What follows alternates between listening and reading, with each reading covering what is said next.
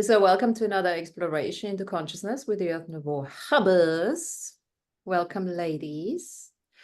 And today we're going to talk about stewardship of Earth, guardianship, and maybe the guardianship of the 21st century. So how can we outcreate the energy of guardianship, of guardian, of steward, of you choose another word as well. Steward, guardian, and custodian. So those are all very similar energies. And the majority of the idea behind it is protection, right? Protection. Now, as we are sort of moving away from the idea of having to be protected or having to protect others, that could be a good sort of energy to explore a bit more. So let's just get started and let's look into this. When we talk, let's start with guardian, or let's put it all together: guardianship, stewardship, and what's the other one? Why do I keep forgetting? Custodian. What comes up just when we just throw that up? What does it mean to you guys? Well, I'll start because I think it's good to start where we start when we're entering the realm of Earth, right? Through the mother's womb. So, I mean, our first human guardian is our mother when we're in the womb, and then our parents when we're born. And we're born with needing help. We need protection. We need to be held. We need to be fed. We need to be cleaned. We can't do anything for ourselves when we're an infant. So I think that very first moment, we're entering Earth. And of course, we're connected in a multidimensional way to our spiritual self. And so also I think that part of ourself is our guardian that's shepherded us to the parents who are going to give us the best opportunity to learn what we need to learn for our Earth journey. So you're talking, Danny, you're talking about the inner and the outer guardian, the one, the parental guardian, and at the same time, the divine guidance, inner guardian, right? Like what? Yes. What sort of inner guardians can you think of? Well, I mean, our team of light, our spirit guides, right? Our higher self, our oversoul, right? That part of us that has made an agreement to be here on Earth now, right? That's written the contracts and signed the contracts. And then we, as the soul shard, right, enter our mother's womb in that moment of creation, and grow. And, I mean, I think different people blend with the aspects of their souls in different time. But yeah, I mean, entering into the world, I know personally, I've agreed to be a guardian and a steward and a custodian in alignment with the will of Gaia. So all of those things, roll together in, a nice little package, right? Where we're learning from our parents through their guardianship, their stewardship of us as a human, like teaching us how to live in the world, teaching us what it means to use cutlery, to be able to feed ourselves and clothe ourselves and wash ourselves. And now then in turn, we can come from a position of strength with that backing, with that teaching that we learn from our family. And some families are better at teaching that than other families. Yeah, and I suppose a lot of that is also, that teaching is rewinding it and unlocking all the bastardization of that teaching those teachings, obviously in unawareness, so nobody is putting blame or fault or victimhood, you know, it's none of that. But you went straight into this. So, you know, as this world, as we're going into that self-responsibility, I think our inner guidance, our inner stewards, our inner custodians are becoming stronger. That connection, that communication with the inner guidance is becoming stronger. Would we all agree to that? Is this where we're going? Because this word custodian was floating at me from various sources, and I was like, what actually do people mean by that when they are talking about it? So because for me it was also in this line of, you know, custodian, guardian, gardener even, and stewardship, because in my university I studied forestry science, and there you have the forest stewardship certifications, so forests that are managed according to a certain management style, which are more natural, FFC certified. So I was then looking it up, and actually there are things that are in common, but there is also like a slight progression, because a custodian is somebody who's actually looking after something and cleaning, you know, or maintaining something, cleaning and maintaining a building. It's also in the cricket, it's a goalkeeper. Apparently. So he's keeping his goal clean, right? You know, and then you have the guardian. The guardian is somebody who is actually protecting and defending. So here you have somebody who's standing in front of the goal and defending it, not necessarily looking what is actually happening behind him or cleaning it up, because that's not really his job description in sense, right? And it's more like the outward motion of what a custodian is doing. Custodian is more inside and looking inside. And the guardian, in a sense, you know, and the guardian is more like defending it from the outside. And then the stewardship is really somebody who's taking care of something or of somebody who is taking over even the total care of that person or that something. And he also keeps order, or he or she keeps order at public events and supplies food. I mean, that is for the stewards in the aircrafts, for instance. These are still called stewards because they are providing something to you. And this is what Tanya was referring to. So it's more like it's a progression from the custodian, guardian, steward, and then everything comes together in one element, in a sense. But yeah, I really like this progression, because now that you talked about how do we feel like that, how have we been stepping into it? And I have to say that in the last years, I have really been a custodian of my own life, where I'm cleaning up myself, honestly. I mean, I'm taking a shower every day, but I mean, even from the inside, I'm cleaning myself up. I'm getting rid of, you know, I'm eating better, I'm looking at myself better, self-care, and this is more like in the sense of that custodian. Am I guarding myself? Yes, for sure, because I mean, I'm increasing my my immunity or my resistance and resilience. And stewardship, in a sense, yes, I'm doing the stewardship of this body, and then also, you know, to the one outside, because I'm anyway looking more after, you know, I'm sensible about wood, environment, and all that, anyways. So yes, and it's really nice to see that progression somehow also moving forward in my recent you know, endeavors, where whatever I'm doing. Cool. Nice. And original wisdom of the mother of Colombia. And so my elders are the Kogi indigenous from the Sierra Nevada on the northern coast of Colombia. So in the original wisdom of the mother, a custodian is first and foremost somebody who tends her on his own vibration. And in the tending of his own vibration, there is a remembrance of our responsibility, our agreement with the Divine Mother and Gaia. And a custodian is someone who balances and harmonizes.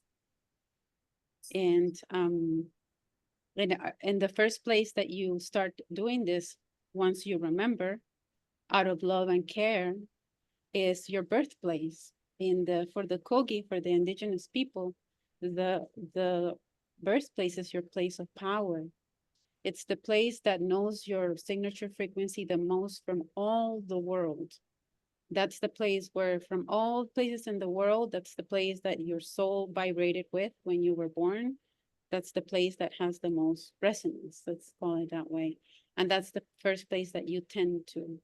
So in this physical here reality, there is a convergence of physical and non-physical. So our birthplace is the rivers and the mountains and the birds and all of that. But also, as we attune, we can also start seeing more in the birthplace, things that we could have never imagined in our wildest places.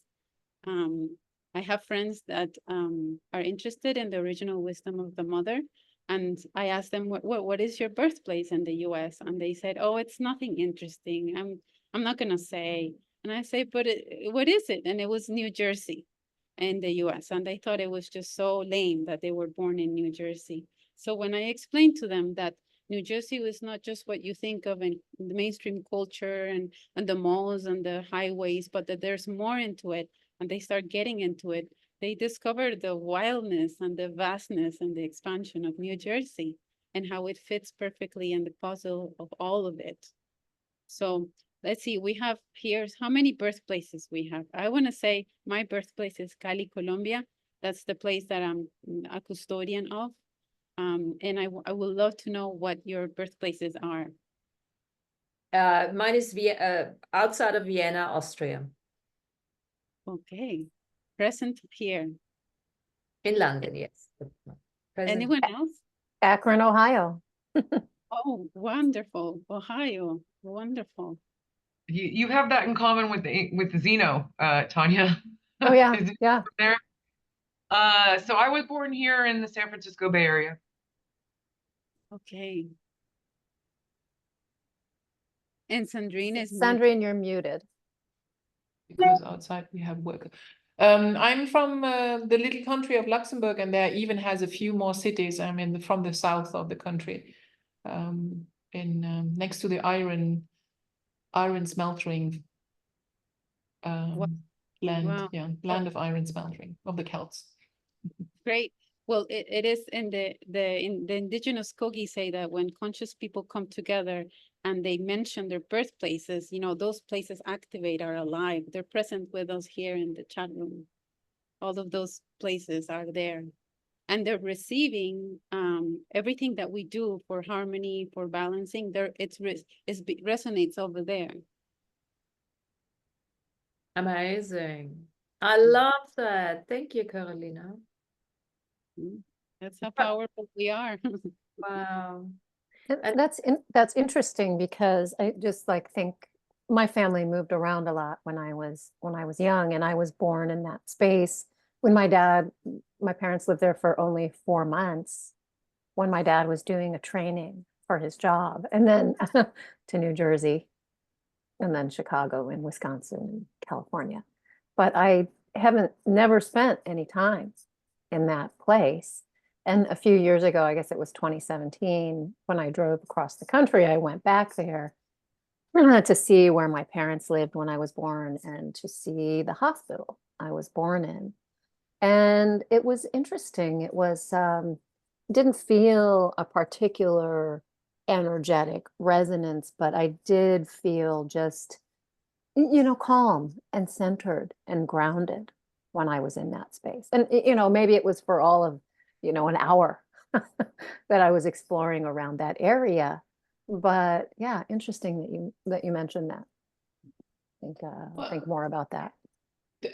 I've spoken with Martina about that if I'm back to Luxembourg, because I'm moving a lot. I'm currently stationed in a different country, but due to my work. And as soon as I'm back home and driving, even if only in the country, not necessarily in the area where I was born, but just Luxembourg, and I feel a different. I immediately connect to the land, and I immediately connect to the surroundings around me, and I feel I really source the energy there. It's like, I really can pull up the energy from there and feel much better. Only if I'm alone. I mean, everything else that goes around is like with Martina going back to Austria and family and all that. It's like, okay, but the moments where I'm alone and sitting in the car or just going for a walk, it's different. It's like, okay, I'm connecting back to where I belong in a sense, you know, or where I'm from. Or some of my elements are from, let's say, like. Yes.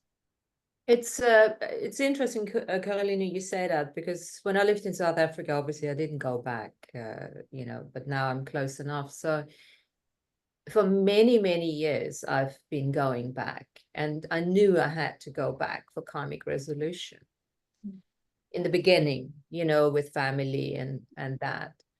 And now I'm going back. I still have to go back, obviously, otherwise I wouldn't, you know, be going for the family, but it's no longer karmic resolution. It's more like karmic contribution. It's like I wouldn't say karmic.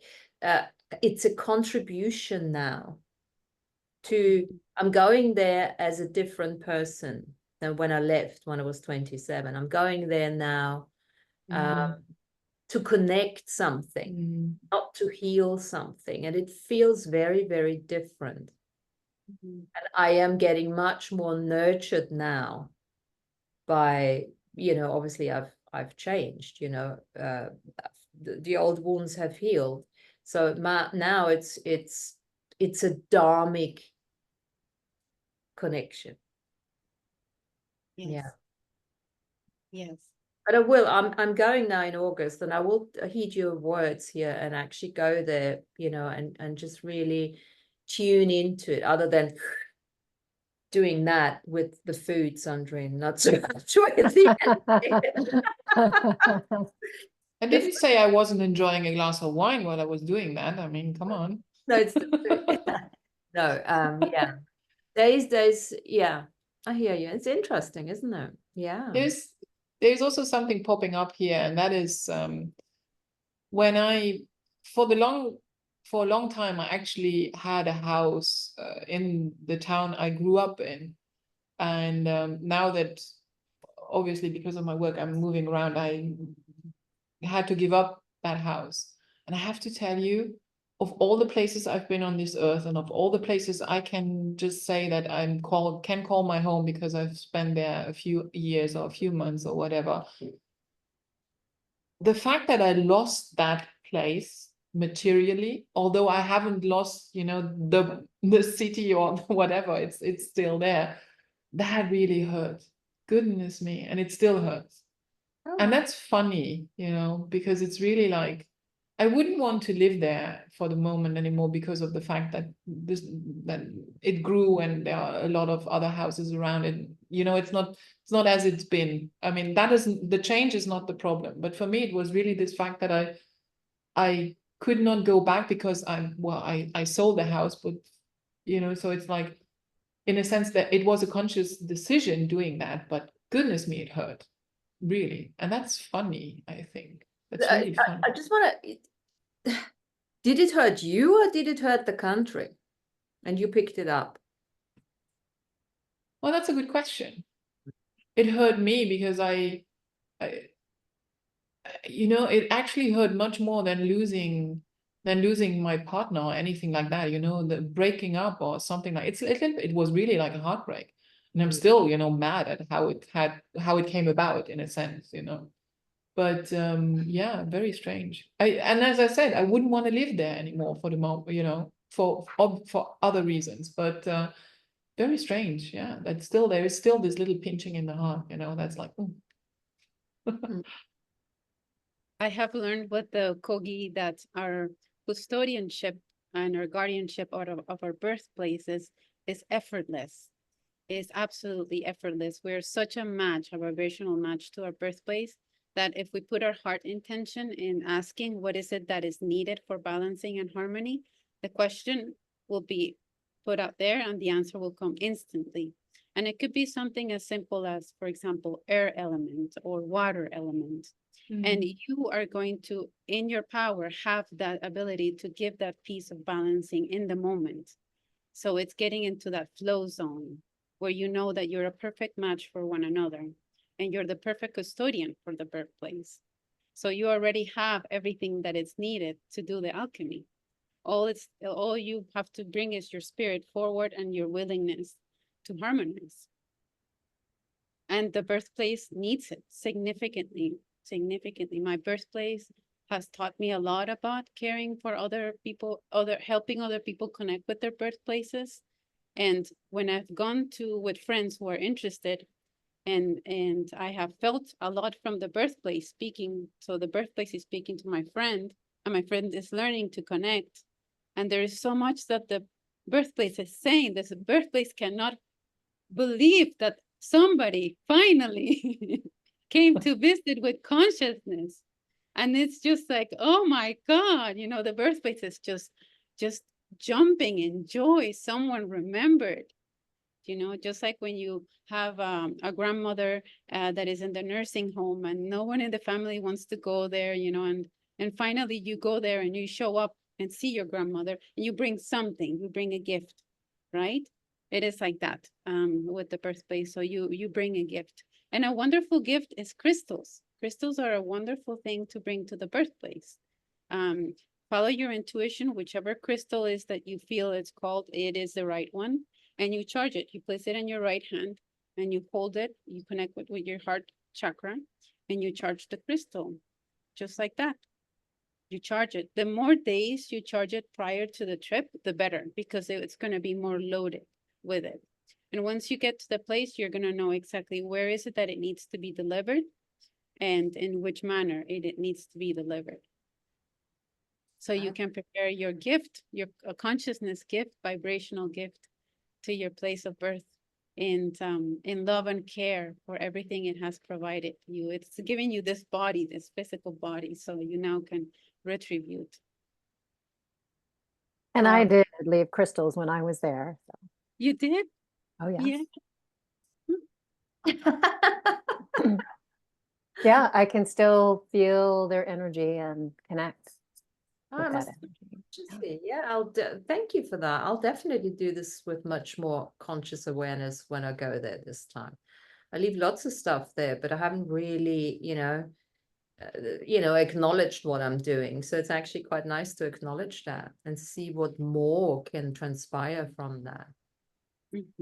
Yes, because you open up a WhatsApp call with them that is instant. You know, everywhere you are, then after you leave the birthplace, you've talked recently, so it's there. You know, you're connected. You're connected.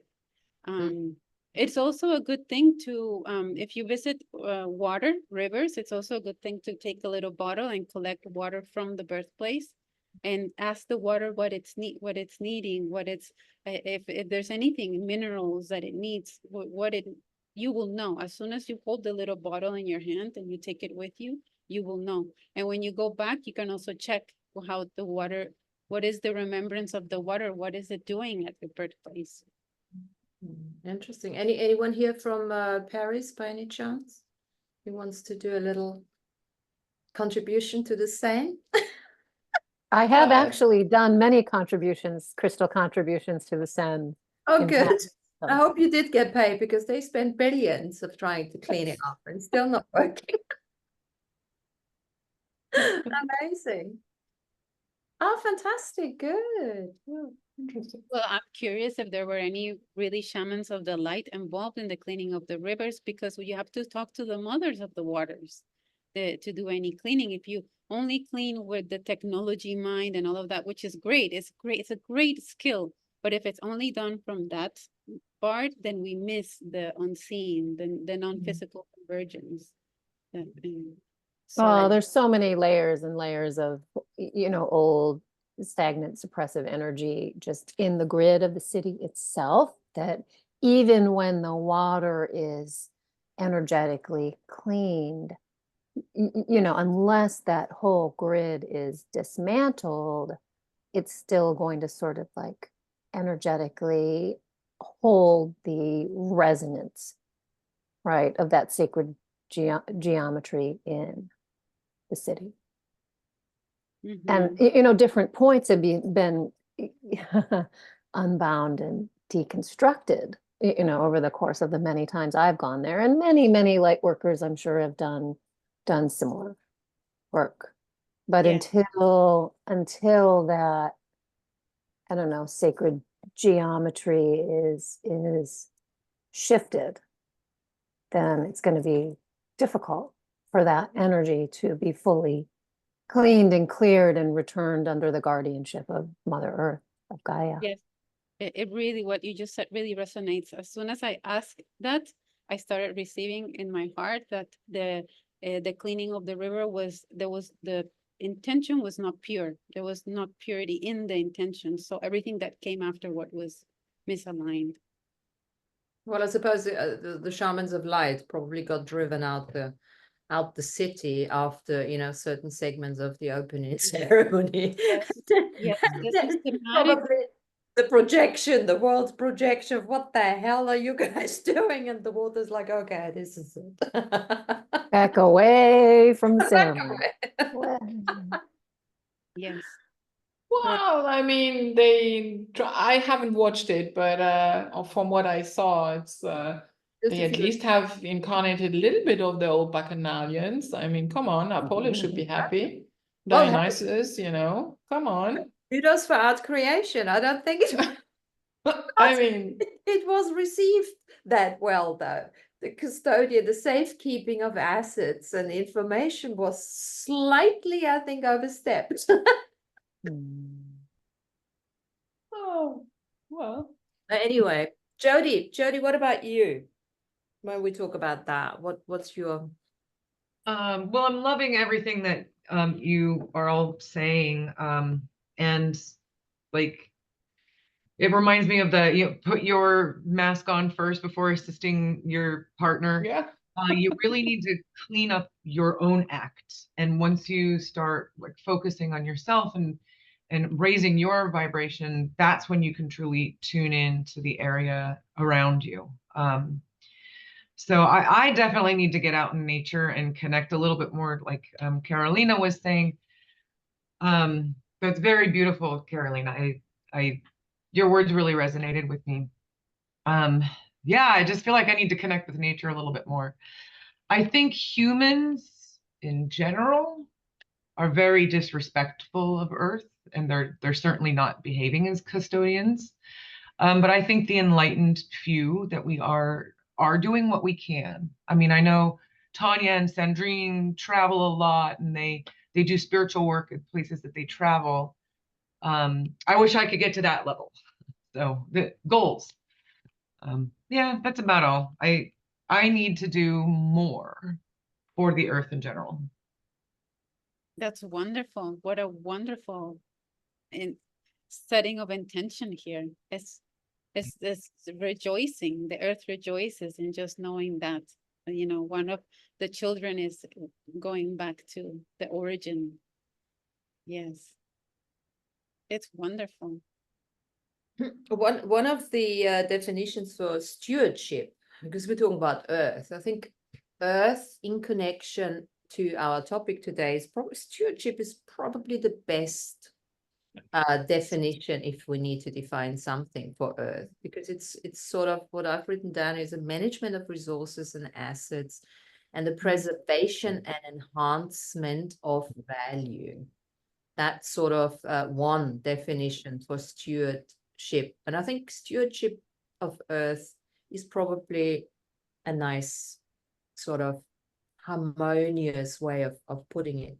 All these things, we are stewards of Earth by preserving and enhancing the value. And I don't know, I mean, have you guys heard, I hear a lot about, I mean, we know Earth doesn't need us in order to survive. Earth could, ship us out in no time, with such ease, and it's doing that, not because we are bad, but because it's part of that evolutionary cycle. But I think I've also heard, and you probably have too, is that Earth is leaving. So Earth is actually leaving, means Gaia, the energy of Gaia, the celestial being Gaia is leaving, had enough of, running Earth as such, the planet, the planet ship. And this is where stewardship, guardianship, what's the other one I keep forgetting? Custodian. Custodian. Whatever we want to call it. Because is you don't like to clean. So okay, is becoming more significant and important in the next couple of years. Because if Gaia is, the celestial being of Gaia is leaving, then the maintenance and preservation of values is really coming to us as humans. And that is why this whole enlightenment business, why we have to step up our internal custodian and stewardship and connection, divine connection, so that we become celestial beings multidimensionally, so that we can take over that stewardship of Yes. the earth, right? Gaia doesn't need us to survive, but what if we say, how does this sound to you all? Gaia does need us to thrive, and we need Gaia to thrive. So if we don't think about survival anymore, we're thinking about thriving. We agreed to be part of this thriving with Gaia. And it's just a more fun party, sincerely, if we thrive with her. So in terms of her leaving, that's interesting. When I connect with Gaia, what I have received is that she chose herself. She chose herself first. Yes. See, so for a long time she was choosing to assist, and she willingly wanted to have that experience. But now she's choosing a different experience, and she's willing to have her children come with her, you know, if the children consciously choose her. So what I constantly hear from Gaia, from La Tierra, is stand by me, stand by me. That's whenever I connect, that's what she says, stand by me. Be the true spirit that you are, stand by me. And if you think about it, it's really simple. It really is simple to truly be our signature frequency and to stand by her minute by minute. Yeah, I love that. That's a slightly different take on it, but it makes it goes in the same direction, you know. Yeah. Stand by me means, you know, I want to out-create myself, which means I want to go and experience other, you know, maybe planets or, you know, galaxies, universes, you know. So we need to step it up, to stand by her, for her to do that. And this is, you know, it sounds, it's just something to actually, there's Earth, yes, the planet, what we call the planet, but there is Gaia, the celestial beingness of her. You know, it's just like us. This is me, Martina, the body, but there is Martina, the celestial being, the soul, right? So, and it's quite interesting to look at it from that perspective, you know? Yes. That opens up a completely different level of responsibility, and it makes a lot of sense for people who are on this enlightenment awakening path. So because what now? Well, there is a lot going on now, because if Gaia is really leaving, then well, you got to step it up. Now, what does that mean? What does that mean? Let's say Gaia is leaving, or stand by me. What does that actually mean for us as humans? Well, for me, it means love and care. So not serving her out of a place out of duty, although it's okay, it's perfectly okay. As I start connecting with her, there will be old tendencies and inclinations and old things that come up and pull me, right? It's okay. I don't have to be perfect to serve her. I just have to be willing to do my best. I remember when I first started to consciously connecting with Gaia, that my question was, what can I do? There was so much unworthiness in me, that what can I do? And she will say, do something. That thing that you do is it. So I trusted Mama Gaia, and that leads you to more and more and more.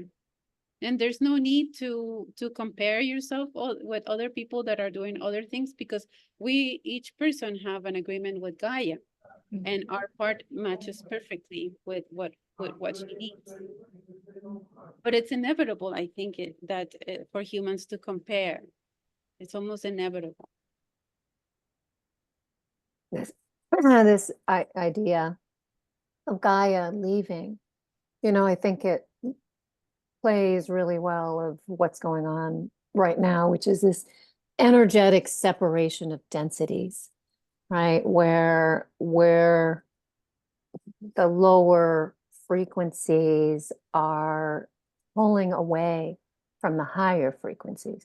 And I think in the Bible, Jesus calls it the wheat separating from the chaff, right? And the separation of densities, as Gaia is the higher frequency being, maybe like the avatar of Earth, the avatar of Terra, and is separating into those higher frequencies, and we have the ability to go along with her energy.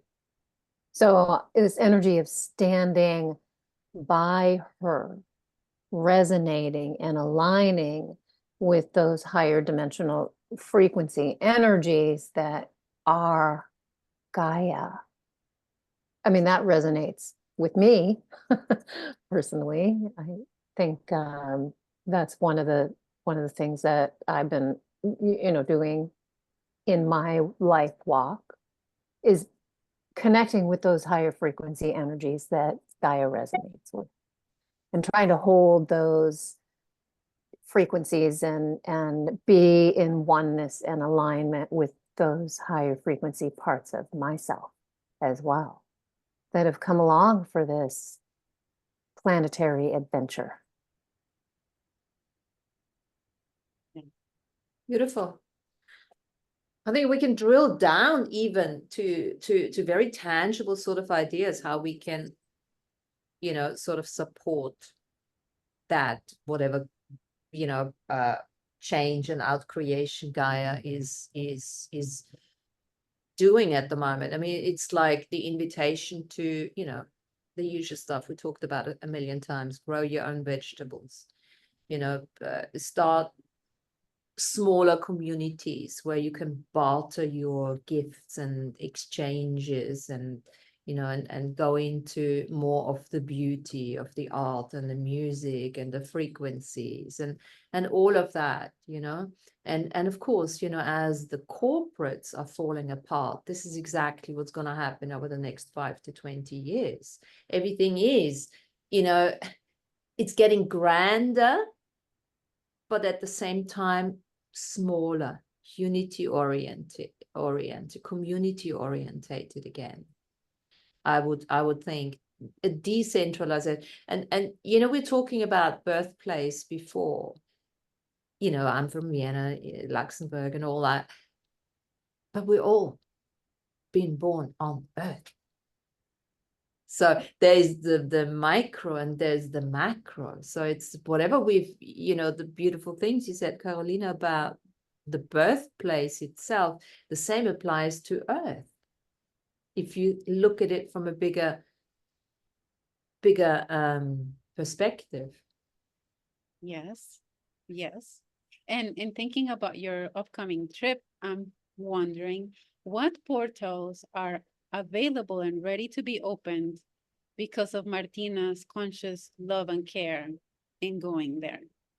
And also what access to inner earth is available. The elders have taught me that if you're interested in inner earth, your birthplace is it.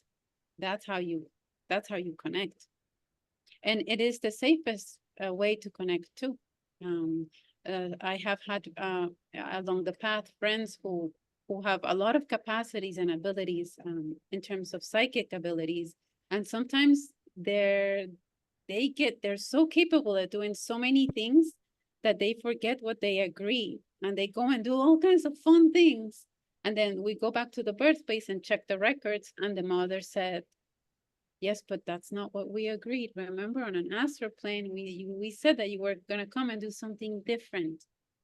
So interesting, the subtleties, and like I said, no shame, no blame here. It's about we were talking on the last show, dying accomplished. This is about coming here and doing what you sign up to do. It's I've funny. been, Go. I was kind of changing the subject a little bit, so if you have a comment about that, you should go. Yeah, because just before we came on, I actually finished a trilogy of 3 little paintings, which I have called Emergence. And in one of the paintings it's textured and it's black, and it's got just a little bit of a yellow gold spot in it. And when I looked at it, Austria came to mind. Mm. And then, I added the other one, which is that emergence one, that being coming out. And then there's a third one, and I added gold. So it's black, gold, and white. And this, what you're saying now, it works perfectly to that trilogy. I'll post it. I don't know how to do it here. I'll post it in the Earth Nouveau, the trilogy of the 3 little ones. So that could be something for me to focus on, because it was quite unusual that I called it Austria, But it reminds me, and you talk about portals now. I mean, Austria is, because of the Austro-Hungarian, blah, blah, and, everything that went on along those lines, there's a lot of darkness there. And I think that is part of the portal work that I do when I go there. That connection, obviously Freud, if you think about it. I don't know, has anyone seen Freud? I think it was a Netflix series, Freud. It's quite scary. All the blood, what do you call it? Opfer, what do you call it? Victim? Yeah, Victim? no, the sacrifice. The sacrificing. During that time, it's like, whoa. So, and that is, I was told part of my, this was the reason why I did choose the walk-in card. That's why I pulled it, because I had to get out. I had to leave Austria in order to put a stop to that. And I suppose this is a good reminder for me to go back and maybe do a little bit more work on the walk-in. So thanks for that. Well, I mean, there is a reason, right, that Hitler chose to usurp Austria first and foremost, right? And there's dark magic there. Looking at even the logo of the swastika, right, which was reversed and turned to create a dark imbalance, right, in the energy flow and connected to the dark magic. So I don't know. I don't know what, his magicians were doing there. But I know it was something. Right? And so as you go and reconnect, Yes, you what can, I'm getting, yes. yeah, work with the energy of Gaia there and ask what needs to be done, because she will tell you. What I'm getting is reversing polarity. They were reversing polarity.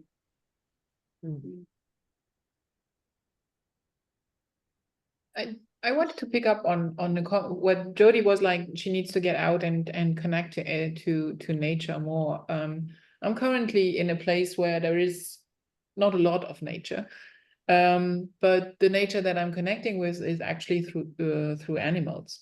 So in the morning, I feed our 2.5 street dogs and the monkey who lives outside, and I have.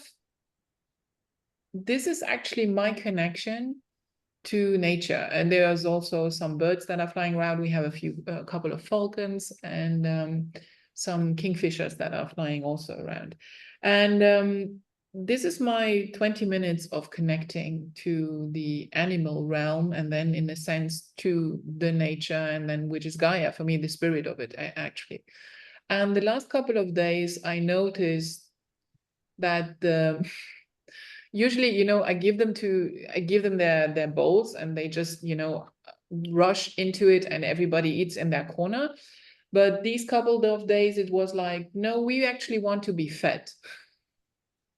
And so I'm like, they do that sometimes. It's phases, you know. And then I'm like, okay. So then I sit down, I take a bowl, and everybody gets one piece, you know. And it's kibble by kibble, you know, and then they eat kibble by kibble. And I'm like, okay. So, and this morning again, it was one of these kibble by kibble mornings. And until they're like, okay, now we're done. And then they go off, and I'm like, okay, so I served you now. But then this reminds me of the fact that a lot of when you sit in front of your plate, usually you should give some blessings or some, you know, thank you to, you know, whoever put the food or grew the food or whatever, you know. But then also there are some tribes that give libations back, you know. So instead of, you know, drinking the first coffee, you'd actually just pour a few drops on the earth if you happen to be outside to say thank you, you know, for the coffee in a sense. And I don't know, but this libation thing is like, okay, now I went out to, I'm not sharing my food, but I bought the food, you know, for them, and it's the libation to nature I'm giving, you know. So it's like, it's very funny, but yeah. But this is where I also source again, you know, like a little bit more energy from this 20 minutes of just being outside with them and just sharing into their day. And then everybody goes off and does their work, you know. They do their guardianship and barking at everyone that is not welcome to the house, and I go off to work. Yes. In Colombia, there's a lot of indigenous culture. Even if people don't think of themselves as indigenous, there's a lot of things that remain from the elders in everyday living. And something that is done here is that if you eat an avocado or papaya or any fruit, any vegetable, if you're not going to be planting that seed, then that's a seed that you're going to give in reciprocity to the land.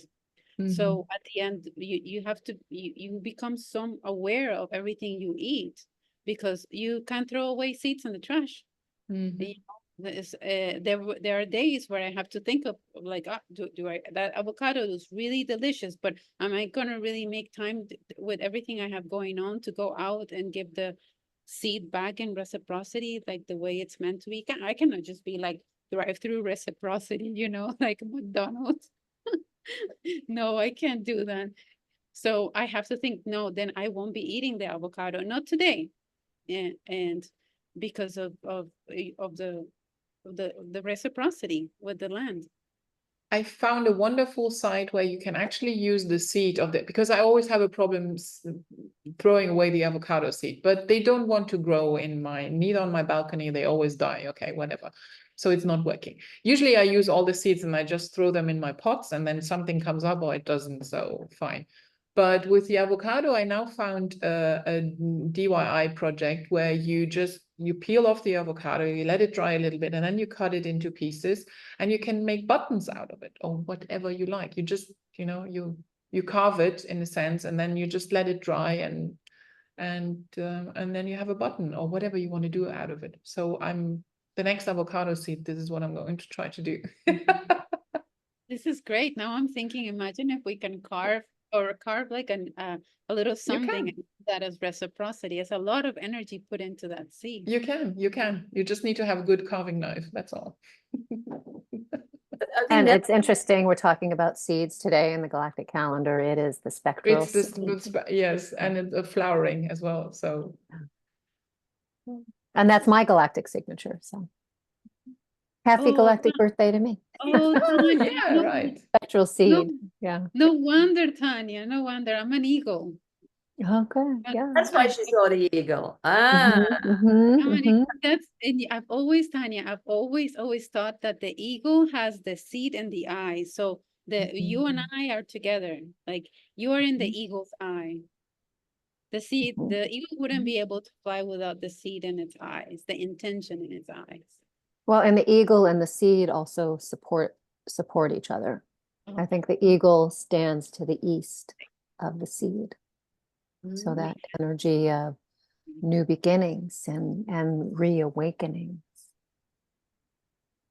I've been really, really, talking about stewardship and guardianship and the way that people are coming to a certain place and giving guardianship over the land. Or I've been really obsessed with these, a couple different shows. One is called Motel, and the other one is, I don't know, Motel Rescue or something like that. And in Motel Rescue, this lady comes in and helps people who have purchased motels for their retirement or whatever, kind of renovate them and think differently about bringing community together in that place and creating a space that is livable and more sustainable for these motel owners. And this show Remotel, it's 8-minute segments about people who have bought motels or motor lodges in different places around the country and how they've taken care to preserve the integrity of the original building. A lot of the motels were built in, the 40s, 50s, 60s, when the United States highway system started coming up and people really started traveling in the car more. And so a lot of these places have sort of gone by the wayside as that car travel has shifted. And this mentality of this younger Gen Z, a lot of people are getting motorhomes or vans and going on this nomadic lifestyle. As long as they have Wi-Fi, they can work from anywhere. But there is a group of people who are becoming guardians and custodians of these older properties and bringing them, not throwing the baby out with the bathwater, right? Sustaining the modern, mid-century modern elements of these places, but also creating outside the space, re-envisioning the spaces, not to just drive in and go to your room, but making gardens, in the courtyards that were the parking lot, and planting native plants and allowing a space for community.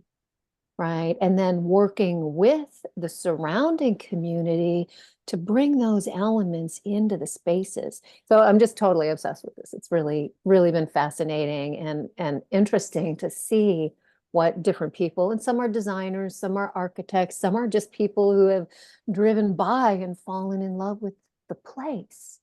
Some are retirees who in their retirement years are becoming guardians of these spaces and these places, right? And so instead of demolishing things, they're reinventing them and reimagining them to draw community, to help people think differently about the way the land is being used in those spaces.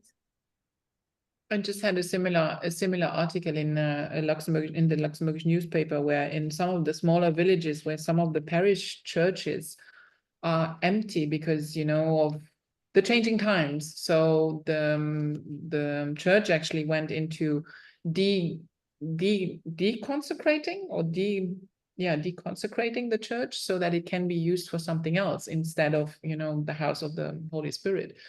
And now the community actually put themselves together and came up with an idea what they want to do with the church, because they do not want to have it demolished. It's still should be used for something, and there are many ideas, a community center, whatever. So it's going to be interesting to see what they're going to make out of it and how they're going to use it, because I mean it's a wonderful space. It's a space, it's there, it's already constructed. Why destroy it in a sense? And what a great way of bringing the elders back into it, isn't it? I mean, nowadays it's go pension and then you die because there's nothing for you to do. This is total enhancement of that's the renaissance of values, different people, bringing them back into service and into community. And it's the same, I think, like when you're talking about your animals, Sandrine, I think also the connection with our animals is changing. It's really changing because of they are from a celestial beingness, they are sort of enhancing their conscious awareness, to a certain extent. Sometimes now animals behave in, like you were saying, in certain ways, like, why are you doing this? Becoming much more human. I think it's almost like we are moving on, becoming our, Galacticus human, that kind of thing. They're sort of moving on to a different sort of level as well. And that they become more of a stewardship to the planet as well. In the Bay Area, and I think in California, but it started in the Bay Area probably about 20 years ago. The SPCA, San Francisco SPCA, started changing the name of ownership. So you don't own your pet, you're a guardian of them. Beautiful. Yeah, but I have to say that when I see on the Instagram, where I totally tick out is that when, I see some people giving their dog for the 5th time of the day a bath and giving them, a mask, and, it's like, going to the manicure and pedicure, and I'm like, come on, guys, take a breather, okay? It's still an animal, okay? Yes, you can take good care of it, but it's not like they were really putting, like the 15-minute masks, these sheet masks that you put on your face sometimes to have a rehydration or whatever. They were putting that on a dog, and I'm like, come on, seriously? You think I think a lot of it is for show. I don't really. I know, but I'm always like, find ad and say it's inappropriate. I always say it's inappropriate. Well, I mean, doesn't that really I mean, speak come on. to the disconnection that we have from yeah. our path and purpose? I mean, I don't think anyone's path or purpose is to put a hydration mask on your dog's face, right? I mean, I think that speaks to what Carol was talking about earlier. You have to know what the distraction is, right? Know what's a distraction, know what's on task, what's on purpose. And unless you're really awake and aware, right, all of life is a distraction, whether it be working at the corporate job, running on the hamster wheel, just going home and working and going home and working, right? Not connecting to those deeper parts of yourself who know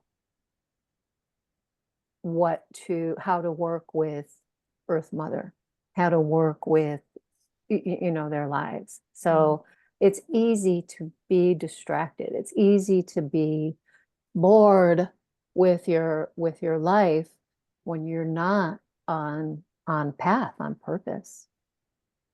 Yes, and yes. As I'm hearing Sandrine and Tanya, Sandrine, I've done something similar. The way that we humans project on animals is incredible. There is, I'm close to the Pacific coast in Colombia. So where I'm from, the whales come and spawn, and there's a lot of dolphins. So I get to connect with cetaceans. What is the name of? Cetacean. Yeah. Consciousness. And as I started first connecting, check out what I did. I went to a space where there were enclosed dolphins, so they were kind of like enslaved. And I knew ahead of time that I was going to go see those dolphins. So when I showed up, I was like, sad, you're here a prisoner. I can't believe humans do this to you. And I'm sitting there feeling just miserable. And the dolphin is like, I am happy doing my service. Yeah.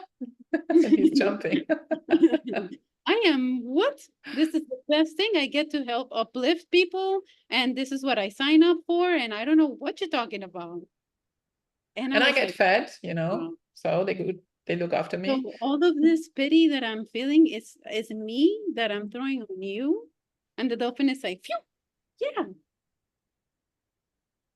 I learned so much from my mistakes, So, I heard you, Sandrine, I'm not picking on you, but you said like, that's inappropriate. So my question is like, was it inappropriate what I did? See, had I not made that mistake, I wouldn't know so much about myself and dolphins.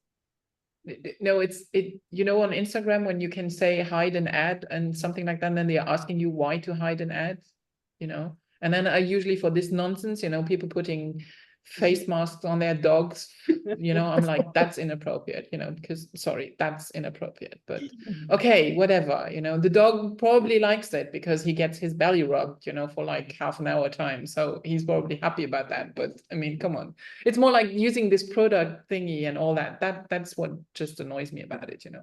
Like, you show me a happy dog, you know, lying on its back and its 4 paws up, and you just, you know, rubbing its belly, perfect, you know, that's not inappropriate.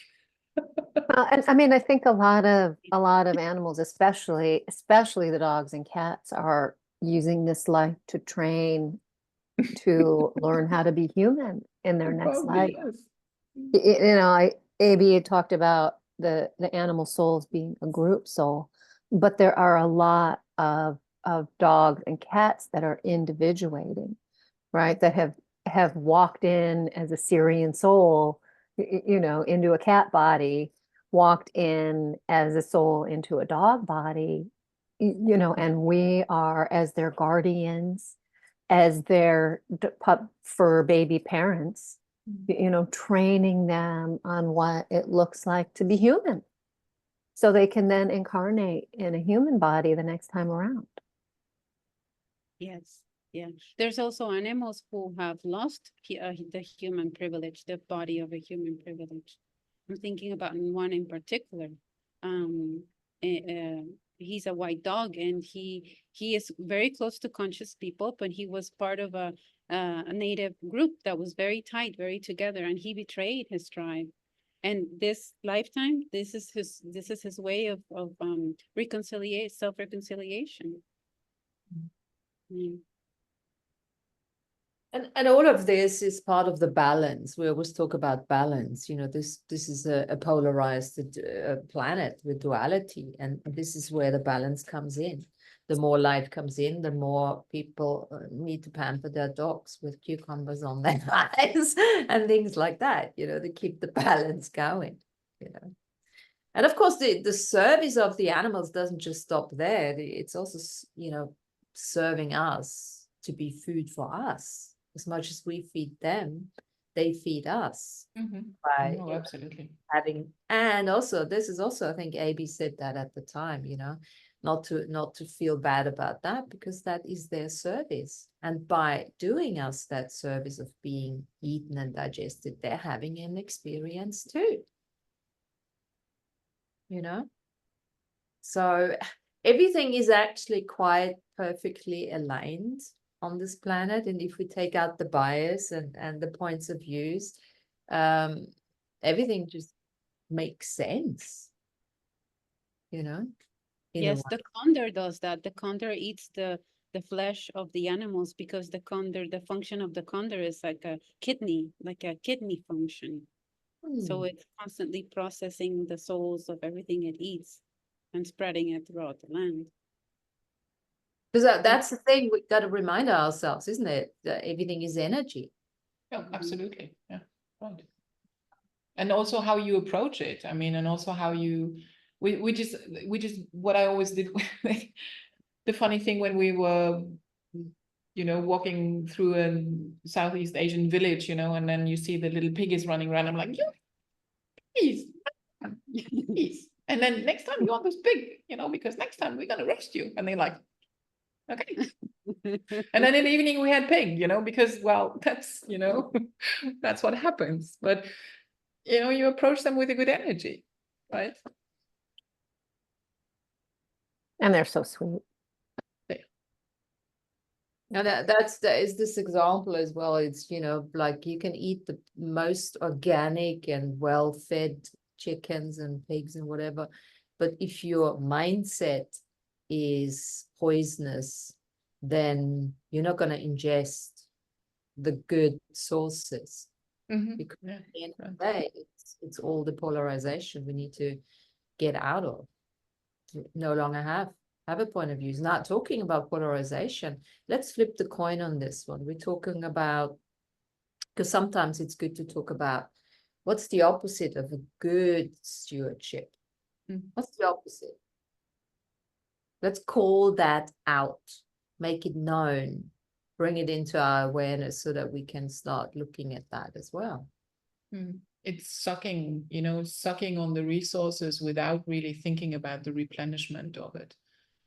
Just wasting, wasting energy, wasting whatever comes into your hands, and just throwing it away without even, considering it. Really, this wastefulness that is not, so not in the sense of the recycle, reuse, but really just like grabbing it, and then throwing it away, giving it no conscious thought, and then just using up all the resources. Or it's like on the buffet, you have like, the buffet is actually laid out for 20 people, but you have 50 that are coming. So those people that are aware that there are 50 people and it's only a buffet for 20, they will just take one piece, and that's it. But then there are others who just like, the plate is filled to the brim, and the next 10 people behind you, they cannot even get anything anymore because it's half eaten up. And this is the, this just don't caring about anything. It's me, and the rest. So lack of respect, lack of respect for the people around you, the resources around you. I think I've driven down to San Diego from San Francisco to see my parents a number of times. And there's on the I-5 on the way, there's the Harris Ranch, right? Which is basically a cow feedlot. And then there's a hotel, restaurant, and a little mini airport where little planes can fly in.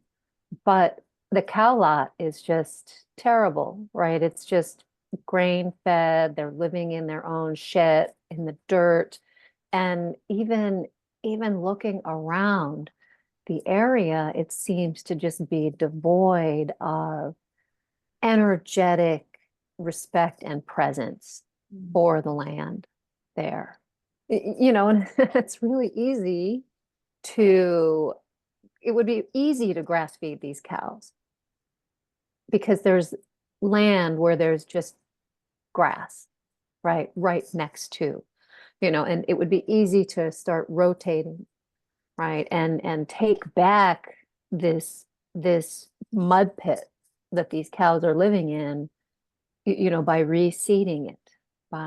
It would be easy. It would take a few years, but at that same time, it's just not thought about.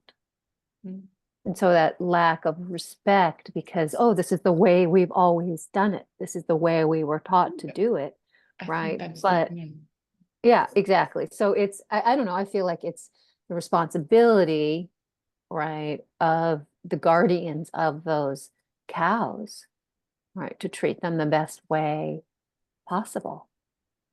And when you go and eat a steak there, it tastes just like the shit the cows are living in. Why would you want to eat that? I don't understand that. I suppose when the word neglect, the energy of neglect comes to mind. Neglect, rejection, So how much neglect and rejection have we been going through as human beings? How many humans from a very, we're talking about parents, supposedly being the guardians, how much neglect is happening to the human small child that grows up almost like the cows that you've just, illustrated here. And then it's difficult to pass on something to the animals or to nature if we haven't learned, or if we haven't been taught how to not neglect ourselves. And this is the big journey of humanity, the big school that we're going through, to stop neglecting ourselves, our needs, our desires, our wishes, our gifts. Because once we manage to get there, then we have time, we have space, we have compassion to work with everything else, animals, plants, earth, This is where the self-healing, the self-mastery, the sovereignty, you know, comes in. This is what makes us the stewards. This is what makes us the self-responsible custodians. And I don't know who said it first, you know, the oxygen mask. That's how it works. Because there's no ways when you are in the dumpster, you know, that you can look out for somebody else if you don't know how to appreciate somebody else, if you don't appreciate yourself.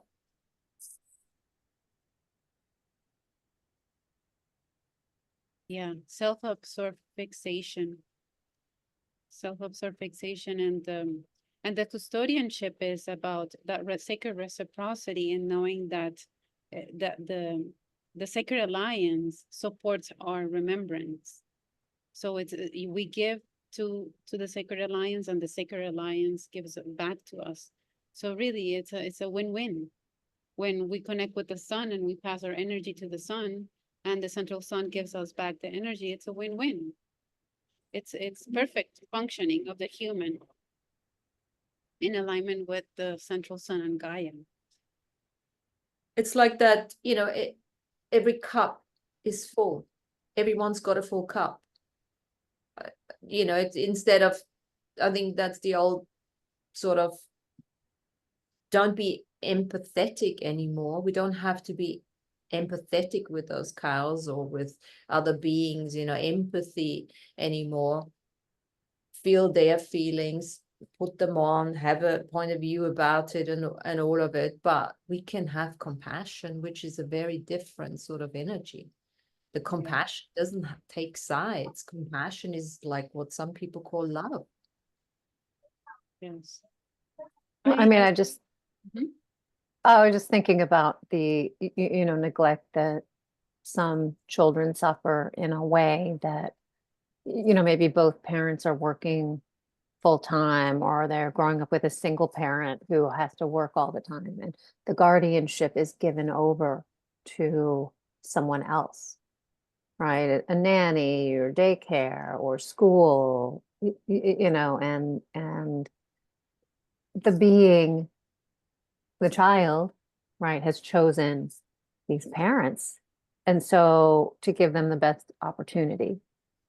And if the parents aren't raising them or teaching them, sure, of course, there's contracts for, you know, a nanny or a teacher or whoever to come in and help to mold that child.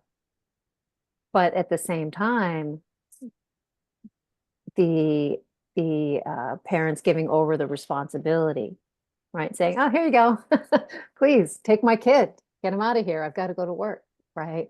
There's a lack of awareness, I think there that, yeah, I just wanted to call that out. I get the gist of that, but I also believe that, I mean, the person also needs to, you know, self-sustain in a sense. And if there is no other opportunity, and if you then take care that your child is being good taken care of and not neglected, you know, in a sense, because even in those I mean, yes, again, some are just profit hunters and others are actually, you know, offering the service in a real way. And yes, the child is being taken good care of. And it's, yeah, I was so like, my parents were both working very hard, and I, even over the weekend, because of their different jobs, I was luckily raised by my grandparents. I was lucky in that sense, but otherwise I would not have been. I would have been in daycare as well. But I would think that my mom would have made sure that it's a good one, you know, and a good one in a sense that she would feel comfortable leaving me there. So I think it could be part of the soul contract anyway, whatever you're choosing. But I think you're making a very good point, Tanya, because, you know, this is a stab on the education system, big time, you know, because education system is definitely out of whack for, you know, raising proper custodians for Earth. And there's definitely, you know, as much, and you're right, because, you know, it's like, I mean, my parents used to say that, you know, to the teachers, you can do whatever you want with. It's like you go. The teacher was always right. Teacher was always right. Even So handing out, you know. yeah. And of course, you know, let's not even go into the curriculum that is totally fucked up and has actually works totally against, you know, what we're trying to achieve with a human being. So definitely, great point. Yeah. But you were also talking just previously about, you know, the Gen Z picking up on, you know, the mobile living, nomadic living in camper vans. I mean, some of them are actually the ones that had suffered from this neglect, right? So they're turning back into what we humans have always been, nomads, you know, before we were raised in a community, in a sense. And then they are choosing their own family and they're choosing their own communities to belong to, right? Definitely. I was having this conversation with somebody the other day. It's like, you know, in order to create changes, do we have to all leave? Because talking about corporates and coming out, getting out of corporate life, and obviously I'm living in London and San Francisco, you know, all these places. Do we have to get out of the big cities in order to, you know, and all become, you know, have our little gardens and grow some vegetables? And absolutely not. No. Absolutely not. If that's not in your contract, I certainly can say, you know, the people we have around here, we have to infiltrate into those places in order to create the changes. The main thing is we can't have a point of view anymore. And I keep saying that today, that seems to be coming through a lot. We can't have that. You can have a point of view, but you can't have that energy that is so attached to it that actually ciphers off your energy, you know, that allows you to be that energy provider to sources that you don't want to, you know, give your energy to.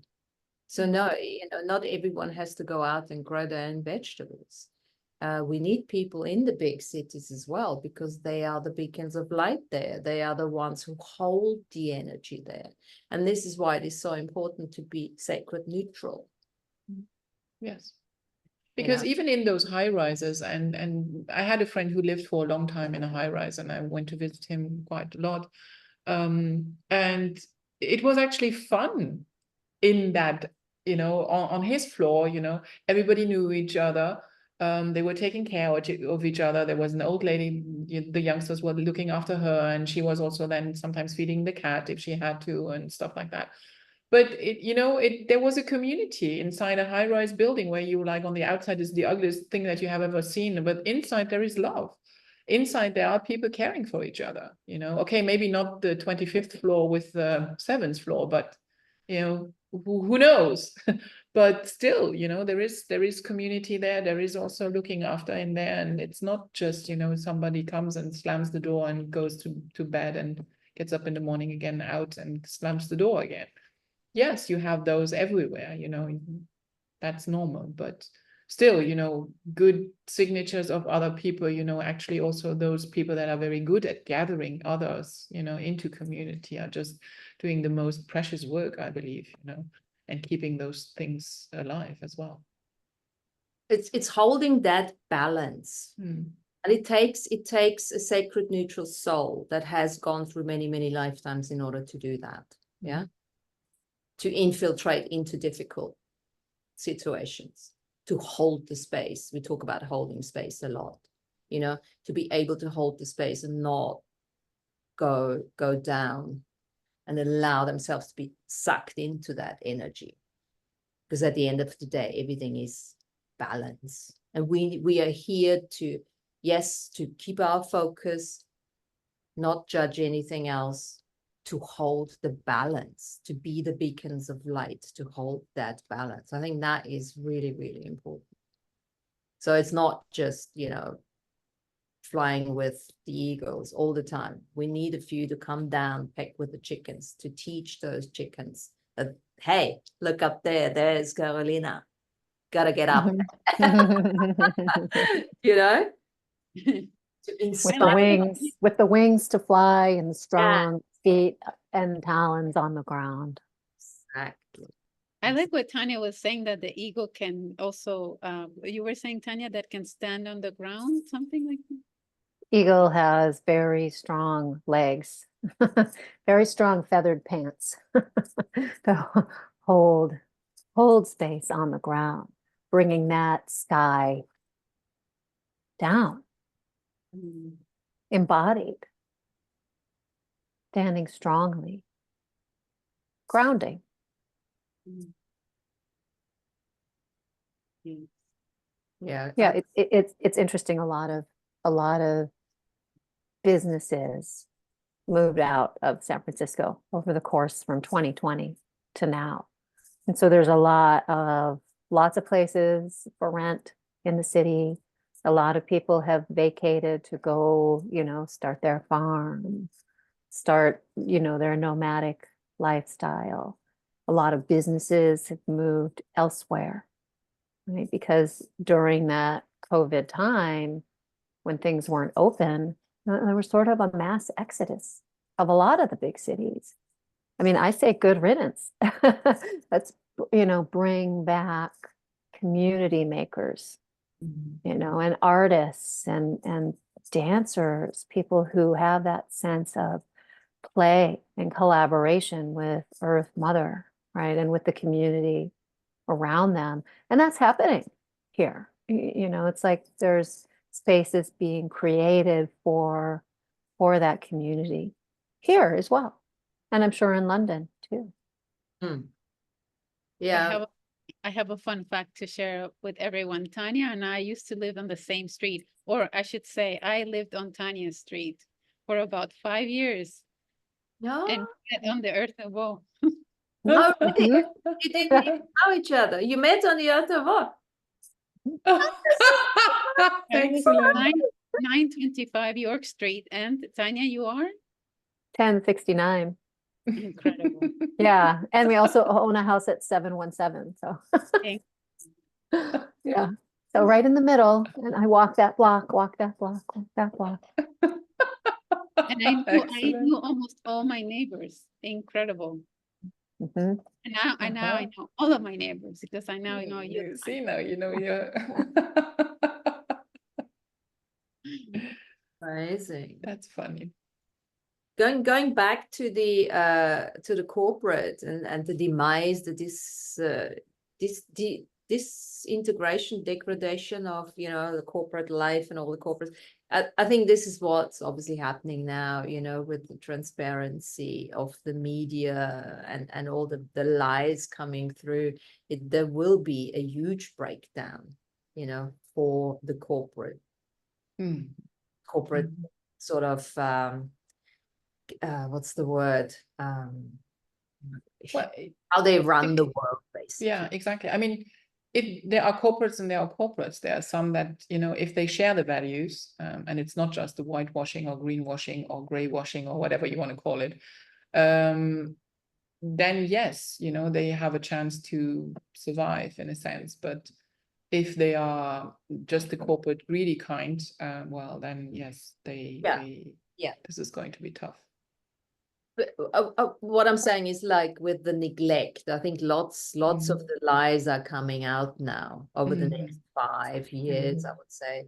So, there'll be, I've seen a channeling the other day from the Council of Nine or something, and she's also channeling, this lady's also channeling a future people, that are living now into the future lives.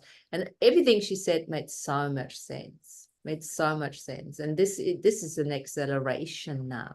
So the stewardship for this planet is going to be like elevated very, very, very quickly.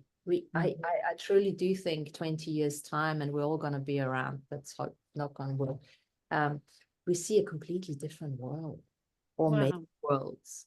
Let's call it that way, and we will see it. Do you also find that you are being more and more aware of different timelines? I think we had a little bit of a chat along those lines in the last, but it's very, very, obvious now with that timeline shifting. what I'm noticing is that I'm not fear doesn't snap me out of things anymore. Mhm, That's what I noticed. I can stay and remain in the quick shifts that mhm. happen. Good, Like, good, oh, good. I had a dream last night and the dream was that the house I was living in, every time I looked at it, there was another room that was like people moving out, you know, they take everything, the beds and everything, and the room started to empty out. And I thought, what's going on? Like the physical possessions were gone. And I thought, this is so weird. And I went to Emma's work and I wanted to chat to her about it. And she was like, she couldn't even see. She didn't understand what I was. And I'm like, oh, there must be a different timeline there, you know? Then I had these two time corps come to my house here. And one had a 5-pointed star on, a very, you know, like no uniform or something. They were just like, and I said, well, come inside. And I was a bit like, okay, let's talk about this. What is going on, you know? And I had Emma and Paul was in the kitchen. We were sitting there. And I said, okay, let's sort this out now, you know? What's going on? Why are we losing all these rooms? And the next thing is they absolutely disappeared and they took Paul with them. Mm. And I'm like this. And I thought, okay, well, another timeline switch, you know, weird. And then wow. what is that? And it was just basically for me to acknowledge, well, I'm aware of these different potentialities on so many. And that was what the dream was trying to tell me in a way. I'm sure it has other sort of, you know, meaning as well, but that's what I just had last night. So it's a lot in dream time as well, you know. And let's not forget that stewardship doesn't stop when we go to bed. I find that there have been a lot of people who have moved to a different timeline.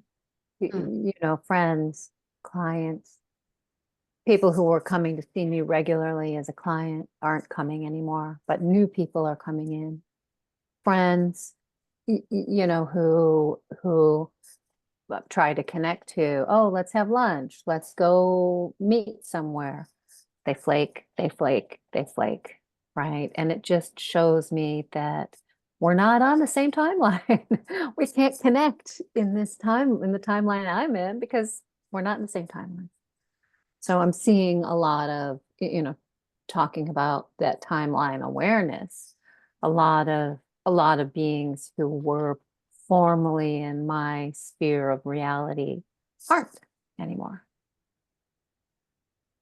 You know, and that speaks to also not freaking out about that, right? Not getting sad or not getting angry, not getting, you know, not pushing where, you know, where there's nowhere to push. Yeah, because they're Yes. not dying. They're here. It's like sometimes you can go through a day, depending who you talk to, you can go through all these different timelines. All of a sudden you meet somebody you're normally not talking to, well, whoops, and you're in a different timeline almost, you know? It's that kind of multidimensional thinking as celestial beings we have to start adopting and really recognizing what's going on. And this is why, you know, when you say, okay, I can't find my keys, like Emma always, I said, well, which timeline did you put it? Because she's very good at that. It absolutely disappears. We can look for it forever, and then all of a sudden there it is. Well, and there's energies, you know, that can follow you into your timeline, and there's energies that get lost when you cross through that portal. Yes. Think about this book that I love, the series of books that I love by science fiction writer Roger Zelazny. He wrote, you know, 10 books that make up the big book of Amber. And these princes of Amber, which is really like order versus chaos, have the ability to walk through dimensions, through the time-space continuum to come to a bubble of reality that they envision or imagine, because anywhere in there, anywhere in the universe, that exists. So, you know, if they're the stories of them, you know, running through shadow to get to a certain timeline or a certain place in time, sometimes beings could follow them, even though they didn't have the ability to do that themselves. It's like things can follow you through the portals you're going to, through the timeline, if you lead the way. You know, just like cutting through the jungle with a machete. Nobody's walked that way for a long time, but now people can follow you on that path because you've created a path. Good point. Good advice to look at that.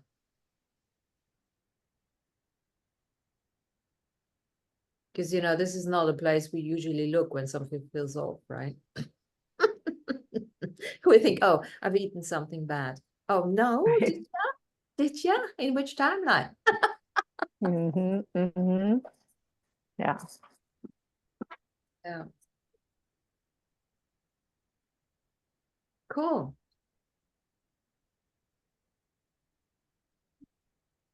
Anything else we want to add to the stewardship, guardianship, and the one I keep forgetting, custodianship?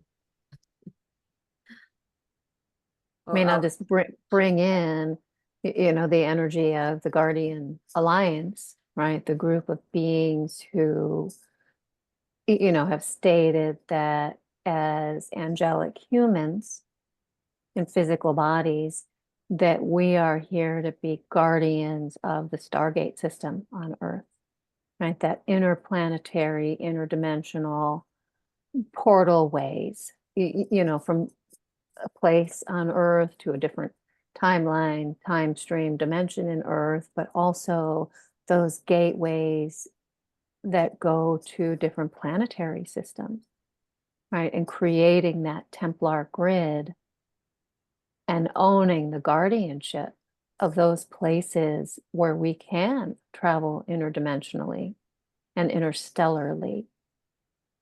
So, you know, taking back awareness and responsibility of that guardianship.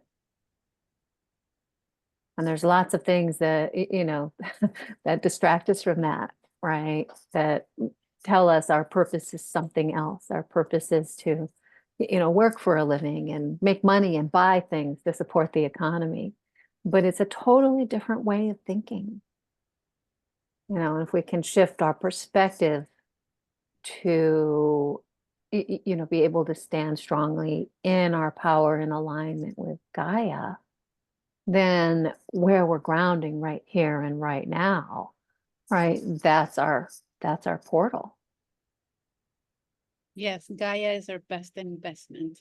Invest in Sacred Alliance of Gaia. And it's really just the the grounding portal for us. It's really the grounding cord. You know, I'm not a big fan. Grounding has expanded so much.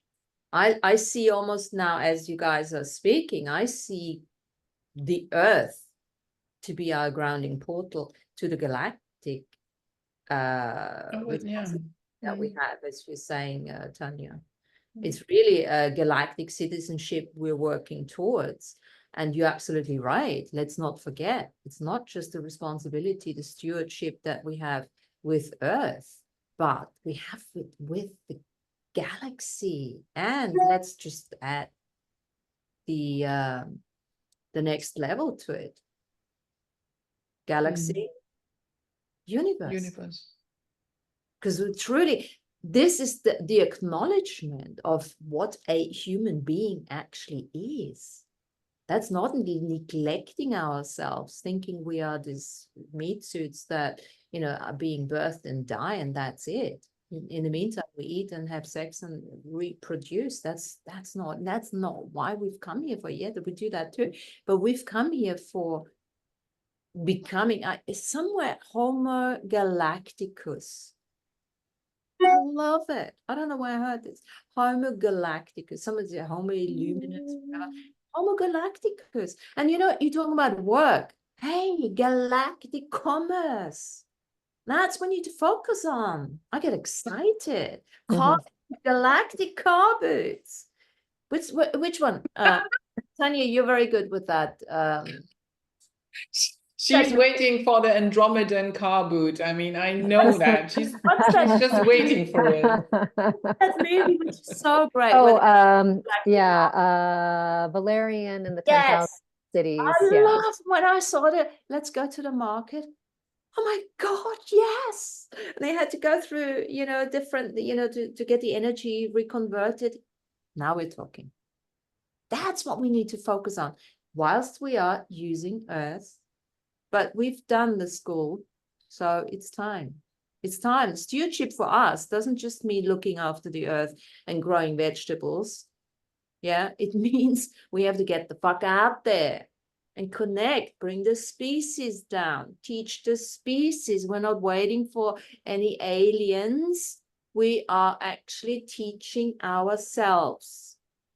And we're not needing them to teach us. Yes, it will be a mutual contribution, but really, if they want to live here more and more for galactic citizenship and galactic commerce, we have to teach them because we are the ones on Earth. Just like you said, Tony, we are the one. This skin suit is the coding. We have the codes to go to all of these other places, which comes with the self-responsibility of being a steward. Of Sirius, of Andromeda, of Arcturus, Pleiadians, wherever the fuck we're going. Because we can. Amigas, I have a question. So I teach 9, 10, 11-year-olds, and I was wondering if you will be open to having that age group here. Because in classes, I am amazed at what the things these kids are saying. Bring them Bring it on. Bring them on. What did we say at the beginning? We need new blood. Oh God, yes, please. We just Let them inspire us. yes. Yeah.